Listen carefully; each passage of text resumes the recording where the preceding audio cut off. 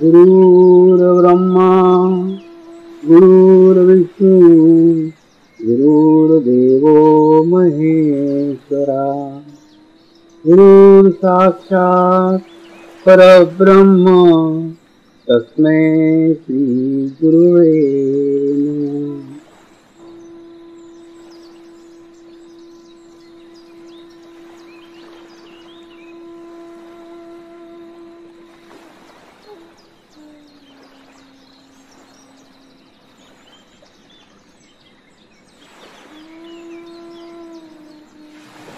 मेरे साथ ध्यान की शुरुआत करेंगे।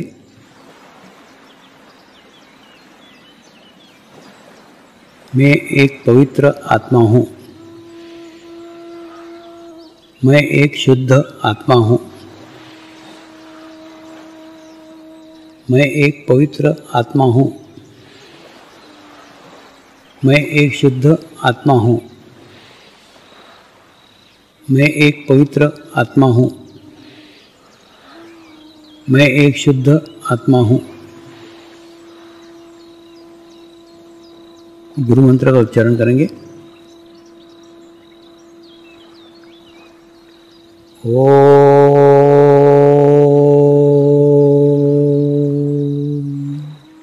श्री शिवकृपानंद स्वामी नमो नमः। ओम श्री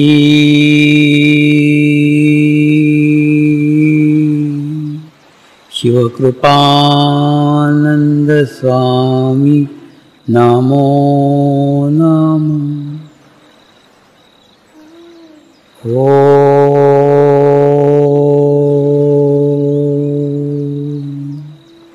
श्री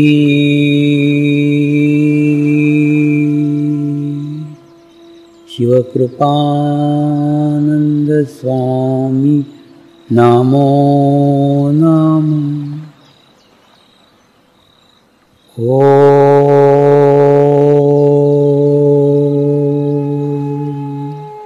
श्री शिवकृपानंद स्वामी नमो नमः। ओम श्री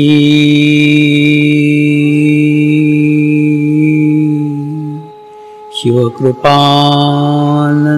स्वामी नमो नमः। ओम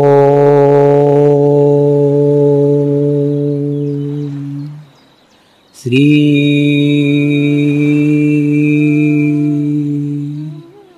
शिवकृपानंद स्वामी नमो नमः। ओम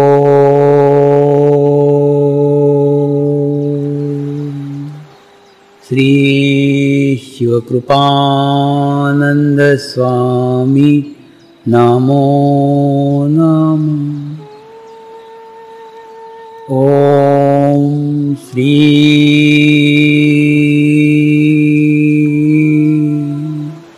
शिवकृपानंद स्वामी नमो नमः। ओम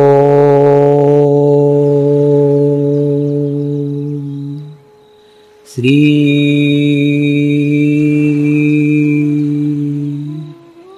शिवकृपानंद स्वामी नमो नमः।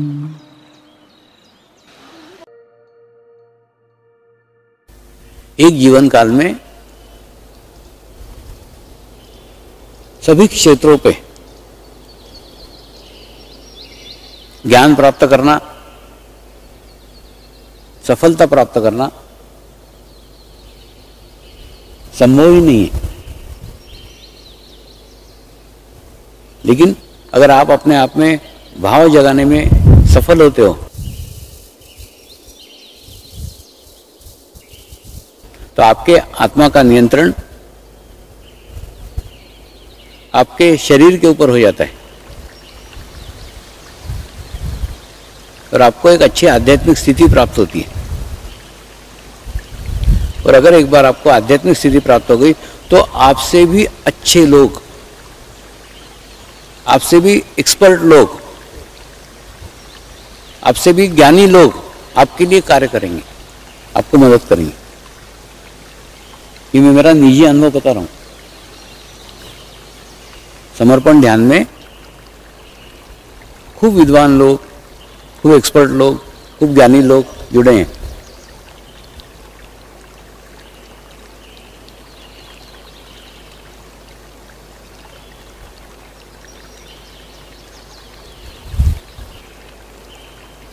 तो भाव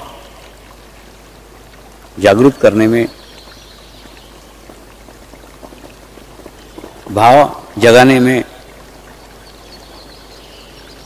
आप कितने सफल होते हो, उसी के ऊपर आपकी आध्यात्मिक प्रगति संभव है। दूसरा, मोक्ष यानी मृत्यु नहीं है। मैं बार बार मेरे प्रवचनों में इसको स्पष्ट करते रहता हूं। मोक्ष यानी मृत्यु नहीं है। मोक्ष ध्यान की वह उच्च अवस्था है जिस स्थिति में जाकर आप अपने जीवन को पूर्णत्व को प्राप्त करते हैं। आपका जीवन सफल हो जाता है उस स्थिति को पा करके। उस स्थिति को पाना ही आपके जीवन का लक्ष्य है। और वो स्थिति शरीर रहते ही प्राप्त की जा सकती है। जैसे बोलचाल की भाषा में बोलते कि नहीं, वो फलाने फलाने का मृत्यु हो गया, उसको मोक्ष प्राप्त हो गया। जबकि मृत्यु के बाद में मोक्ष प्राप्त नहीं होता, क्योंकि मोक्ष प्राप्ति एक स्थिति है। वो स्थिति आपको आपके शरीर रहते, आपको आपके जीवन काल में ही प्राप्त करना होती है।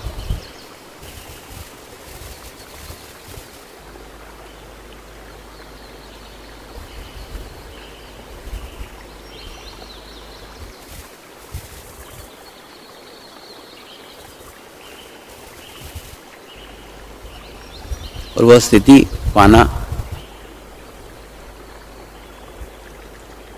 प्रत्येक मनुष्य का जीवन का उद्देश्य होता है। उस मोक्ष की स्थिति का, उस मोक्ष की स्थिति के लक्ष्य का आपके संपूर्ण जीवन के संतुलन पे बहुत बड़ा प्रभाव पड़ता है। जिस प्रकार से वो पर्वतारोही लोग रहते कि नहीं, उनका एक लीडर जाके ऊपर एक जगह खूंटा ठोक देता है, उसके बाद में फिर वो रस्सी लेके चढ़ते हैं, इधर से इधर से इधर से इधर से चढ़ते रहते हैं। और चढ़ते चढ़ते कभी वो इधर जाते, कभी उधर जाते, कभी इधर जाते, हिलते रहते हैं। लेकिन वो धीरे धीरे ऊपर चढ़ते चढ़ते आखिर में जाके उस निश्चित स्थान तक पहुंचते हैं जिस स्थान पे उनको पहुंचना होता है। ठीक उसी प्रकार से अगर आप नियमित ध्यान करो और आप आपके जीवन में मोक्ष की स्थिति का लक्ष्य निश्चित करो, तो जीवन में कितनी भी परेशानी आ जाए, कितनी भी परिस्थितियां आ जाए, उस परिस्थितियों से भी आप भटकोगे नहीं, आप हिलोगे नहीं, आप गिरोगे नहीं, आप पड़ोगे नहीं। आप लक्ष्य की ओर धीरे धीरे धीरे धीरे धीरे धीरे क्रमशः बढ़ते चले जाओगे और अंत में जाके उस स्थिति को प्राप्त करोगे।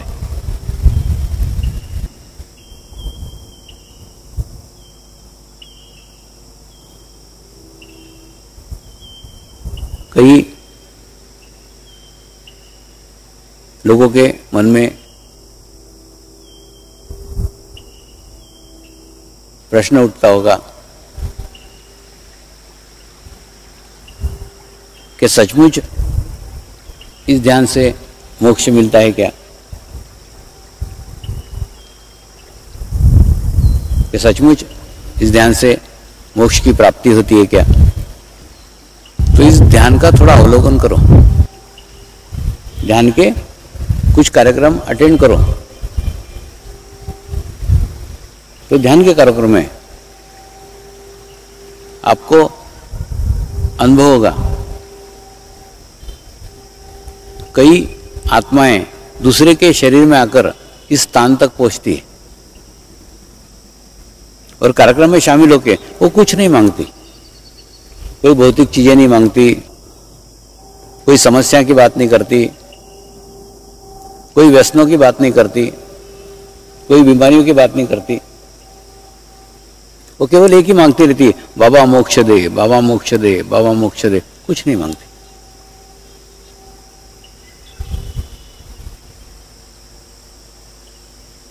जब मुंबई में ऐसी घटना पहली बार शिविर में हुई तो मैं भी विचलित हो गया।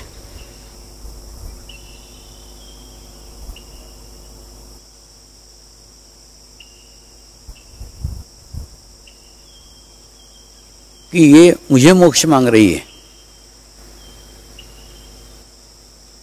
इसका अर्थ है कि मैं मोक्ष दे सकता हूं, और जब मैं मोक्ष दे सकता हूं तो मैं कौन हूं?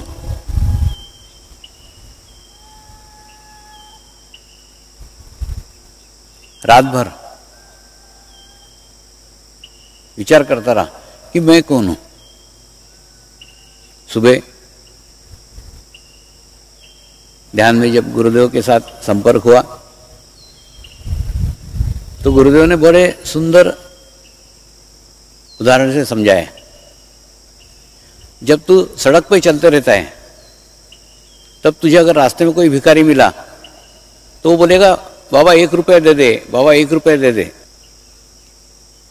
क्योंकि भिखारी को मालूम है यह सड़क है, सड़क वो स्थान है जहां 1 रुपया मांगा जा सकता है, इसलिए वो 1 रुपया मांगेगा। लेकिन तू किसी गार्डन में बैठ करके खाना खा रहा है, टिफिन खोल करके खाना खा रहा है, तो उस समय जो भिखारी आएगा वो भिखारी 1 रुपया नहीं मांगेगा, वो बोलेगा बाबा 1 रोटी दे दे, बाबा 1 रोटी दे दे। उसको मालूम है यही वो स्थान है जहाँ पे रोटी मांगी जा सकती है और यहाँ पे रोटी मिल सकती है, तो उस स्थान पे वो तेरे रोटी मांगेगा।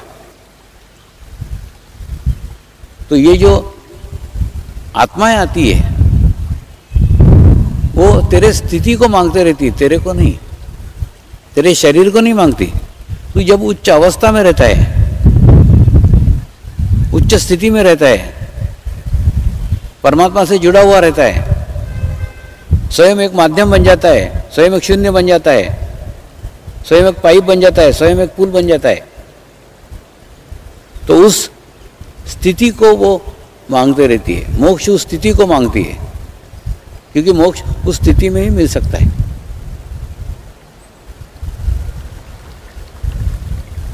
तो इस अनुभव से आप क्या करते हो? अब दूर से उसका आनंद लेते हो। अच्छा ये मांग रहा है क्या, ऐसे चिल्ला रहा है क्या, देखते हैं, उसका मजा लेते हो, उसका आनंद लेते हो। वास्तव में ऐसा नहीं है। जब किसी हॉल के अंदर कोई टीवी ऑन किया जाता है तो उस हॉल का प्रत्येक मेंबर, प्रत्येक सदस्य उस टीवी को देख सकता है। ठीक उसी प्रकार से जब कोई आत्मा आके मोक्ष मांगती है तो मोक्ष देने की करुणा, मोक्ष देने की कृपा गुरु तत्व की बरसना चालू हो जाती है, और बरसने के बाद में उसमें आप भी स्नान कर सकते हो। ये सही समय है, करेक्ट समय है। उसी समय आप भी मांगो, आप भी इच्छा करो तो प्राप्त हो सकती है। कई बार साधक कहीं पे भी, सड़क पे मिलते हैं, एयरपोर्ट पे मिलते हैं, कहीं भी, स्वामी जी आशीर्वाद दो। मैं उनको समझाता हूँ, अरे बाबा आशीर्वाद तो बरसते ही रहता है, आशीर्वाद देना नहीं पड़ता, आशीर्वाद लेना पड़ता है। वो पूछते कैसे? मैं उनको बताता हूँ, जैसे एक बहुत बड़ा वाटरफॉल है, वो गिर रहा है, उसके स्थान पे गिर रहा है, उसके जगह गिर रहा है, वो वहीं गिर रहा है, उसकी सीमाएं, वो स्थान छोड़ करके इधर उधर नहीं जा सकता। आपको अगर स्नान करने का है तो आप उस वाटरफॉल के नीचे चले जाओ, ऑटोमेटिकली स्नान हो जाएगा। फिर प्रार्थना भी करने की आवश्यकता नहीं, हे वाटरफॉल भगवान मुझे स्नान करा दे, कुछ कहने की जरूरत नहीं। तुम जैसे वाटरफॉल के नीचे गए, स्नान खुद ब खुद हो जाए। ठीक उसी प्रकार से गुरु को आशीर्वाद मांगने की जरूरत नहीं, तुम गुरुमय हो जाओ, आशीर्वाद खुद ब खुद बरस जाएगा। जहां तुमने तुम्हारा मैं अलग रखा, यहाँ तुमने तुम्हारा अस्तित्व अलग रखा, तो गुरु के पास बैठ करके भी, गुरु के सानिध्य में भी आप कुछ ग्रहण नहीं कर सकते। जैसे बाल्टी को है ना उल्टी करके रख दो और नल के नीचे 24 घंटे रखे रखो, बाल्टी में एक बूंद भी पानी नहीं आएगा। कई बार कई लोग मेरे सानिध्य की इच्छा करते हैं, मेरे पास आने का प्रयत्न करते हैं, पास आने का प्रयास करते हैं,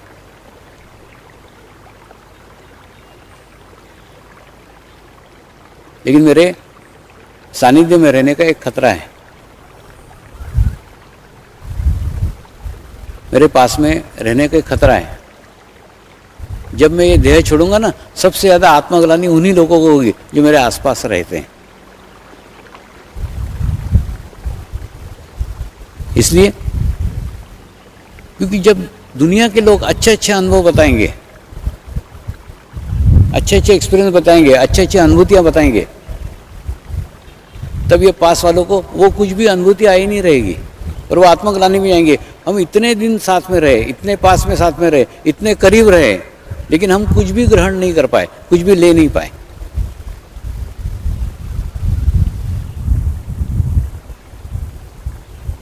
आज समाज में अनेकों गुरु हैं,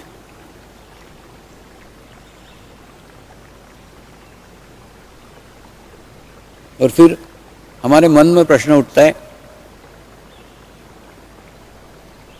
समाज में इतने सारे गुरु हैं,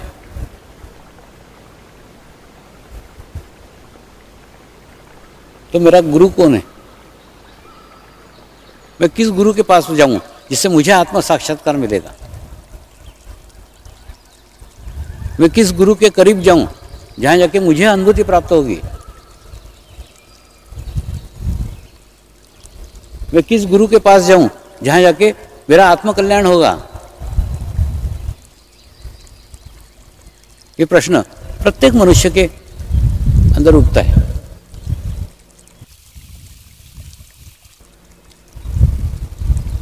तो आज आपको एक रास्ता बता रहा हूं, एकदम सरल रास्ता है, आसान रास्ता है।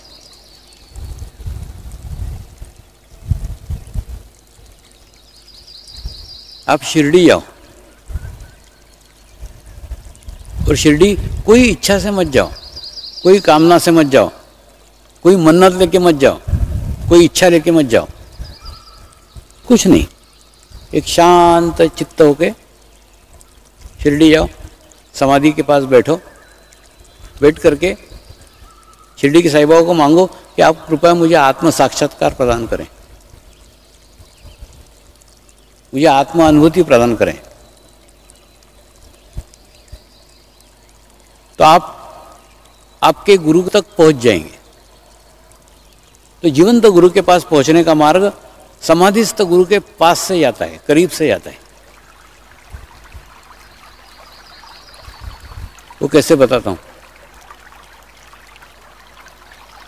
जैसे एक आधे दादाजी हैं, वो दादाजी को एक छोटा सा पोता आके बोलता, दादाजी मेरे साथ कबड्डी खेलने चलो ना। खूब पीछे लगता है। तो दादाजी की उम्र हो गई, दादाजी अब कबड्डी नहीं खेल सकते। तो दादाजी क्या करेंगे? उसके बराबर का दूसरा कोई लड़का होगा, उसके करीब का होगा, उसके पास का होगा, उसको उसके साथ करा देंगे, जा इसके साथ कबड्डी खेल। तो वो उसके साथ कबड्डी खेल सकता है। ठीक उसी प्रकार से आप समाधिस्थ गुरु के पास जाके वो चीज मांग रहे हो जो चीज वो दे नहीं सकते।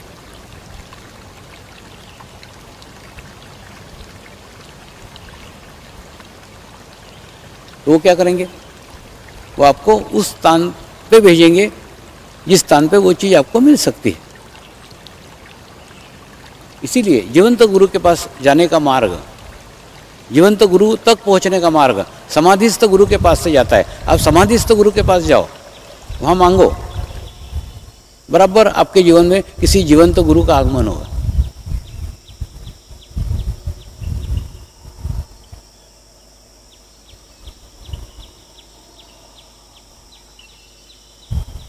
प्रत्येक बीज में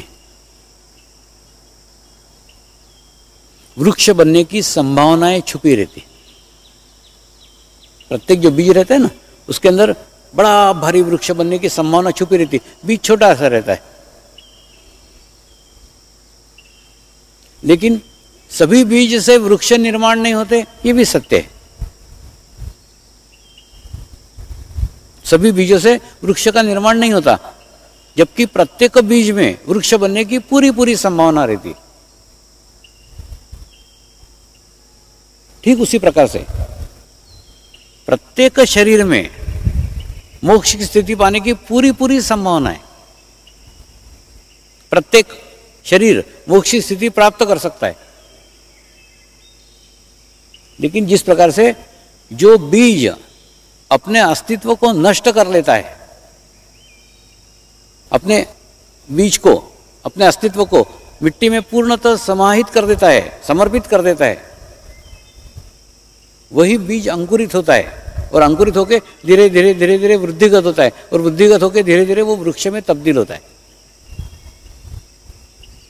ठीक उसी प्रकार से आप प्रत्येक के अंदर मोक्ष की स्थिति पाने की पूरी पूरी संभावना है,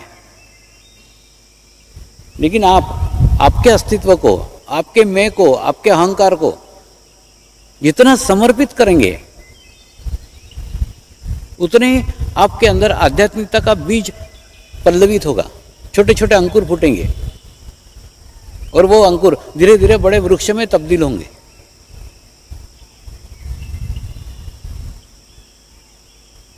और मैं आशावादी हूं, मैं प्रत्येक के अंदर उस अंकुर को देखता हूं और प्रत्येक के अंदर इच्छा करता हूं कि प्रत्येक के अंदर वो अंकुर फूटे और प्रत्येक को वो आध्यात्मिक स्थिति प्राप्त हो, जिसे मोक्ष कहते हैं। तो मोक्ष एक स्थिति है, वो आपको आपके जीवन काल में ही प्राप्त करना होगी।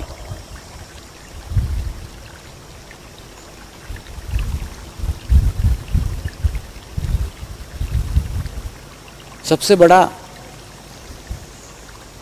डर, सबसे बड़ा भय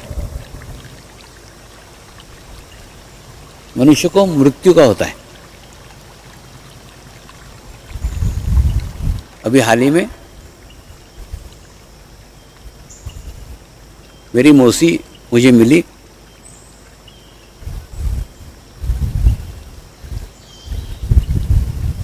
तो उसको किताब पढ़ने को दी थी, हिमालय का समर्पण योग।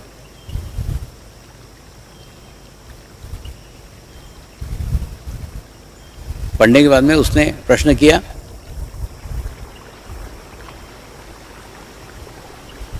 तू इतने जंगलों में घुमा, इतने हिमालय में घुमा, कहीं पे डर नहीं लगा था क्या? कहीं भय नहीं लगा क्या?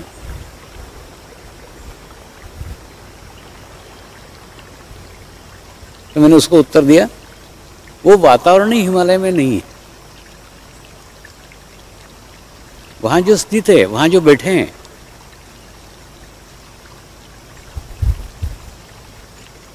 वो भय मुक्त है, डर मुक्त है। उन्होंने मोक्ष स्थिति प्राप्त कर लिया है।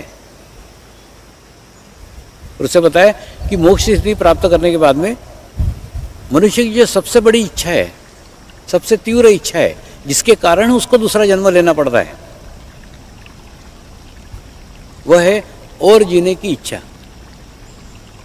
और जीना, और जीना, और जीना। जबकि शरीर समाप्त हो रहा है, शरीर साथ छोड़ रहा है, फिर भी जीने की इच्छा बाकी रह गई। तो ऐसी कोई इच्छा हिमालय के मुनियों में नहीं है। उनको कोई इच्छा नहीं रह गई और जीने की भी इच्छा नहीं रह गई। मृत्यु के लिए एकदम तैयार बैठे हैं, एक पैर पे खड़े, मृत्यु का स्वागत करने के लिए।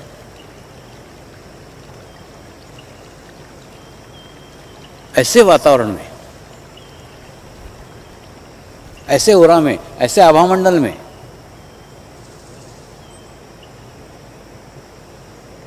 कोई भय का विचार ही नहीं है। तो हिमालय में एक अलग प्रकार का वातावरण है, जिस वातावरण में जाके कोई विचार ही नहीं आते। डर भी एक विचार है ना, डर लगा, ये विचार। तो वहां पे कोई भी प्रकार के विचार ही नहीं आते, कोई विचार नहीं आता, अच्छा भी नहीं आता, बुरा भी, कुछ भी विचार नहीं आता, एकदम निर्विचार। और सभी संतों ने, सभी मुनियों ने अपने अपने ओरा बना के रखे हुए हैं, अपने अपने आभा मंडल बना के रखे हुए हैं, और पूरा हिमालय उस आभा मंडल से व्याप्त है। एक के इलाके में से निकले दूसरे के इलाके में गए, दूसरे के इलाके में से निकले तीसरे के इलाके में गए, सब ने अपने अपने इलाके बना के रखे। हे परमात्मा, हम सभी पवित्र आत्माएं आपको हृदय से प्रार्थना करते हैं कि सारे विश्व में शांति हो, सारे विश्व के आत्माओं की आध्यात्मिक उन्नति हो एवं सर्वांगीण उन्नति हो। यही हम सब आत्माओं की शुद्ध इच्छा है। हे परमात्मा, सारे विश्व में स्थापित होने वाली श्री मंगल मूर्तियों की स्थापना, श्री गुरु शक्ति धाम का निर्माण कार्य आपकी कृपा में, आपकी करुणा में, आपकी इच्छा अनुसार निर्विघ्न संपन्न हो, यही हम सब आत्माओं की शुद्ध प्रार्थना है, शुद्ध प्रार्थना है, शुद्ध प्रार्थना है। नमस्कार करेंगे। हे परमात्मा, हमारे सद्गुरु श्री शिव कृपानंद स्वामी जी का स्वास्थ्य सदैव अच्छा बना रहे एवं उनकी आयु दीर्घ हो, यही हम सब पवित्र आत्माओं की शुद्ध प्रार्थना है, शुद्ध प्रार्थना है, शुद्ध प्रार्थना है। शांति पाठ करेंगे। ओम द्यो शांति अंतरिक्षगं शांति पृथ्वी शांति रापः शांति औषधयः शांति वनस्पतयः शांति विश्वे देवः शांति ब्रह्म शांति सर्वगं शांति शांतिरेव शांति श्यामा शांतिरेधि। ओम शांति शांति शांति सर्वरिष्टतु शांतिर्भवतु। जय बाबा स्वामी।